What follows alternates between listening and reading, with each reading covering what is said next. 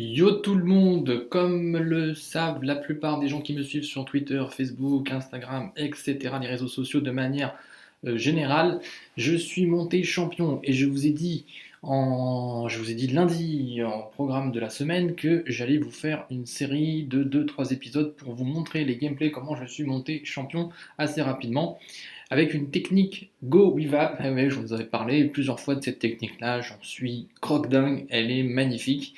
Et donc, ben voilà, je vais vous montrer donc en image comment je suis passé à partir de la Ligue Master 3.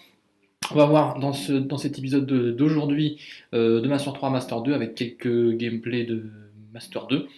Parce que j'en ai pas beaucoup en Master 3 là, vous proposez, j'ai pas tout record. Et donc voilà, on va regarder un petit peu comment ça se passe. Et puis je vais vous dire aussi comment j'ai procédé pour faire ce rush. Voilà, on voit ça un petit peu en détail.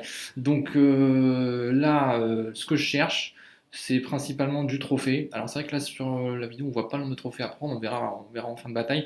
Mais grosso modo, je regardais des Vivi avec du allez, 25, 26, 27, 28, 30 et plus de trophées à prendre, de manière à ce que quand je fais 2 étoiles, bah en fait vous savez, hein, il y a 30 trophées à prendre, vous divisez par 3, ça fait 10 euros, 10 euros. Ça fait 10 trophées l'étoile, donc quand on attaque du 30 avec 2 étoiles, ça fait du 20 trophées, on monte de 20 en 20, donc en 5 attaques réussies, ça fait 100 trophées, donc on peut monter vite. Maintenant le problème effectivement c'est le temps de composition, il faut y aller bien sûr avec tous ses sorts, ses héros, son château de clan rempli, faut pas tenter de dire allez, je vais faire du grattage ou allez, je vais chercher un petit HDV à l'extérieur pendant ce temps-là. C'est dangereux parce que vous pouvez chercher, vous avez votre traîne qui est prête, vous dites bon pendant que ça se forme, je vais aller chercher voir s'il n'y a pas un petit HDV à l'extérieur, mais s'il est piégé, si je sais pas, qu'est-ce que vous faites après? Vous n'avez pas de troupes pour aller gérer l'embuscade, ça peut être chaud, vous allez descendre en trophée grave et ça vaut pas le coup. Donc moi j'attendais d'être toujours tout prêt. Pour ça, bien sûr, pour aller plus vite, je vous le cache pas, parce que pour y aller en 2 jours, même pas un jour et demi, monter aussi rapidement, donc j'ai accéléré déjà d'une part l'usine de sorts, et parfois je terminais en gémant les sorts qui restaient, et puis il y avait des boosts sur les casernes, ce qui me permettait d'attaquer assez fréquemment. Ensuite, j'ai fait que du Go Evap. Donc là, regardez, donc là j'ai toujours ma compo avec mais j'ai pas de cochon, tiens, sur ce gameplay là il n'y a pas de cochon. Alors celui-là j'ai dû, voilà, je sais pas, ça devait être parmi les premiers, j'ai dû faire freestyle, je me suis dit allez en Master 3, je peux y aller en foudrant en cas de problème en milieu de parcours, s'il y a des trous dans le château de clan, mais sinon j'utilise 2 cochons, et donc on reviendra un petit peu sur la compo. Là en fait j'essaye encore une fois de passer tout droit en ayant un axe sur une seule TDE, et voilà, donc j'ai pris cet axe-là parce que, je sais pas, j'aurais pu prendre soit par en haut, soit par en bas. Là, j'ai pris par en bas, donc pas de souci. Je crois que cette attaque-là, elle est un peu particulière parce qu'en fait, j'étais avec sur mon iPhone et je comprenais pas, je voyais mes héros déployés et en fait, je comprenais pas. Et puis en fait, je me suis aperçu qu'ils sont déployés complètement sur la gauche, sans faire exprès. Donc bon, voilà, donc ils sont en train de faire autre chose sur le côté, mais on voit que quand même, malgré tout, sans les héros, sans le roi, sans la reine, l'HDV a été pris avec PK, avec les Valkyries, bien sûr, les Valkyries qui sont très importantes, il y en a 10. Donc ma variante en fait, c'est que par rapport aux autres vidéos, je crois que je vous présentais qu'il y avait un troisième golem qui était dans le château de clan. Moi j'utilise plus le troisième golem dans le château de clan, j'utilise maintenant un PK avec sorcier et ça marche bien aussi. Maintenant est-ce que c'est plus efficace ou pas? Je sais pas, je me sens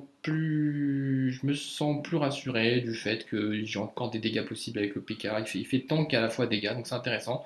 Et du coup, voilà, c'est une compo qui marche très très bien.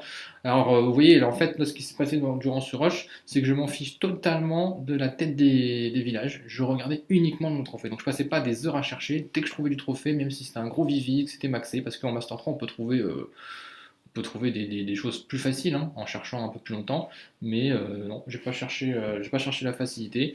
J'ai une bonne compo qui tourne bien, donc voilà, donc j'étais confiant et comme vous le voyez, regardez là c'est une base qui a peut-être pas des murs max, mais qui a des T2 max, des Arc X max, voilà, des tours de sorciers qui sont aussi niveau max. Les AA ils sont pas max, mais on s'en fiche, de toute façon j'attaque en terrestre. Et vous voyez, ça fraye un chemin et ça se passe très bien. Donc, qu'est-ce qu'il y a d'autre à préciser sur ce rush? Donc, je cherchais effectivement des trophées et donc à peu près jusqu'à. Donc là, on parle de Master 3, Master 2. Il n'y a aucun souci à trouver assez rapidement des villages avec 25, 30 trophées, 34 trophées. J'ai pas trouvé plus. Je pense que c'est des zones quand même où il y a suffisamment de joueurs pour qu'on ne propose que des gens qui sont dans d'autres zones. Là où c'est un peu différent, c'est quand on monte champion à certaines zones de champion, il y a de moins en moins de joueurs. C'est pour ça qu'on peut vous proposer des fois pour ceux qui sont à 3002, 3003, des plus 45 possibles sur des joueurs qui sont à 4000 ou des choses comme ça.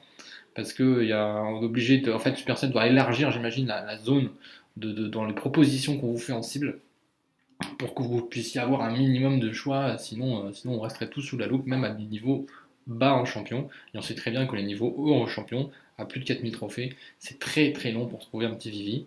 Donc voilà. Là, on trouvera pas donc de gros.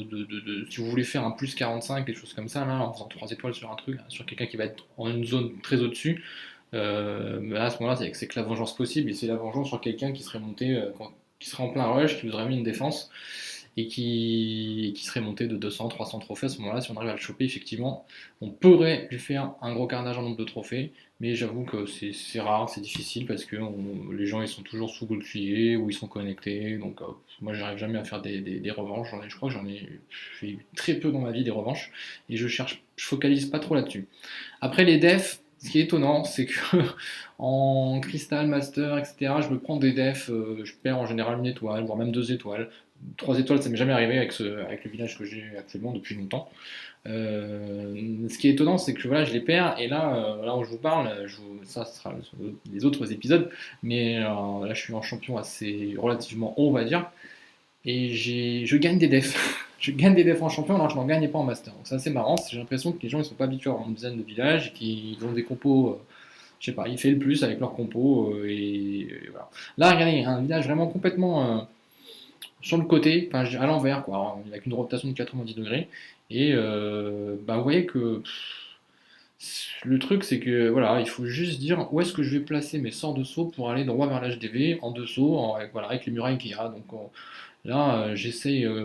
Vous avez vu, j'ai réussi à faire que un sort de saut puisse être à la fois à cheval sur deux murs, deux lignes de mur, et du coup le deuxième il va s'occuper du troisième mur. Donc du coup j'ai deux sauts qui permettent de passer trois murs, et c'est idéal quoi, zéro trou, et ça va très vite dedans, comme on peut le voir avec les héros, le PK, les Valkyries qui étaient. Alors les Valkyries sont un peu dispersés sur ce coup-là, mais quand même ça a fait du dégât.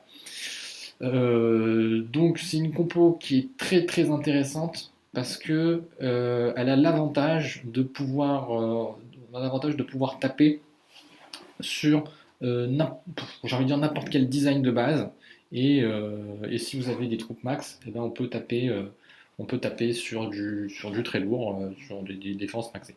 Voilà, ça c'est la fin de ce premier épisode de cette série.